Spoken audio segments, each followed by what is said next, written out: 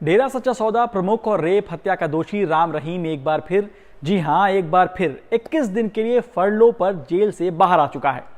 पिछले 3 सालों में एक नहीं, 2 नहीं, 8वीं बार जेल से बाहर है और 2023 की बात करें तो तीसरी बार जेल से बाहर आया है। मतलब 3 साल में 184 दिन जेल से बाहर। अब आते हैं असली सवाल पर, टाइमिंग। जी हां, टाइमिंग पर सवाल उठ रहे हैं क्योंकि ठीक 4 दिन बाद राजस्थान में विधानसभा चुनाव है। तो क्या वाकई में राम रहीम का प्रभाव या असर राजस्थान के कुछ जिलों पर है? हरियाणा में राम रहीम के लाखों अनुयायी हैं। राम रहीम को मिली फरलो को राजस्थान चुनाव से इसलिए जोड़ा जा रहा है क्योंकि हरियाणा से सटे राजस्थान के कुछ जिलों पर राम रहीम का प्रभाव हो सकता है, जहां 25 नवंबर को विधानसभा चुनाव के लिए मतदान किया जाएगा। जेल से बाहर आने के बाद राम रहीम को अक्सर अपने समर्थकों के साथ सत्संग करते देखा गया है। इन सत्संग में कई बार राजनीतिक पार्टियों के नेता भी नजर आ चुके हैं। खास बात यह है कि राम रहीम राजस्थान में श्री गंगानगर जिले के गुरुसर मोडिया का ही रहने वाला है। दरअसल एक सवाल यह भी है कि चुनाव के वक्त राम रहीम का जेल से बाहर आना क्या संयोग है या कोई प्रयोग या फिर एक कह सकते हैं पैटर्न।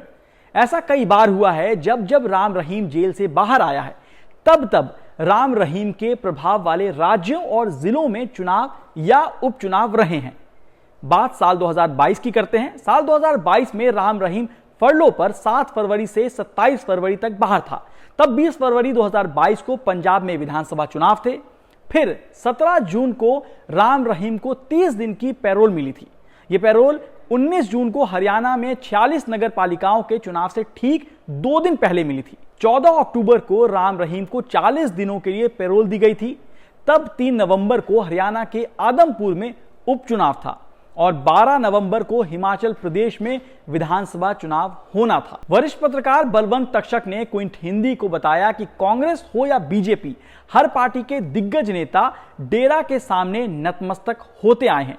बता दें कि ऐसा माना जाता है कि राम रहीम ने 2007 में हुए पंजाब के चुनाव में खुले तौर पर कांग्रेस का समर्थन किया था।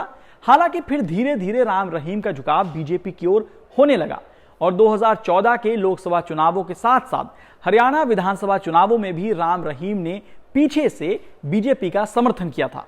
वरिष्ठ पत्रकार बलवंत तक्षक ने आगे ये सवाल उठाते हुए कहा कि रेप और हत्या के दोषी राम रहीम को क्या हार्डकोर अपराधी की सूची में नहीं डाला है? क्योंकि अगर ऐसा होता तो क्या वे बार बार छूट पाते? निश्चित ही इसका चुनाव से लेना देना है। जब भी इस बारे में सरकार से पूछा जाता है तो वहां से जवाब आता है कि हर कैदी पैरोल का हकदार है। बताते हैं कि हरियाणा के सिरसा जिले से सटे राजस्थान के जिले जैसे गंगानगर, हनुमानगढ़, सीकर, झुंझुनू, चूरू जैसे जिलों पर राम रहीम का प्रभाव है। इसकी रिहाई से अनुयायियों को एक संकेत जाता है कि ये जब भी सुविधा मांगते हैं इनको सब आसानी से मिल जाता है। डेरा प्रमुख राम रहीम का प्रभाव पंजाब, हरियाणा और हिमाचल प्रदेश में माना जाता है, विशेष रूप से हरियाणा के सिरसा में। इसके अलावा हिसार, फतेहाबाद, कुरुक्षेत्र, कैथल और पंचकुला, पंजाब के मालवा क्षेत्र और हिमाचल प्रदेश के कुछ इलाकों में राम रहीम का अच्छा खासा प्रभाव देखा जाता है। अब सवाल यही है कि राम रहीम के जेल से बाहर आने पर राम रहीम के साथ और किसको फायदा पहुंच सकता है। बाकी खबरों के लिए देखते रहिए द क्विंट और क्विंट हिंदी।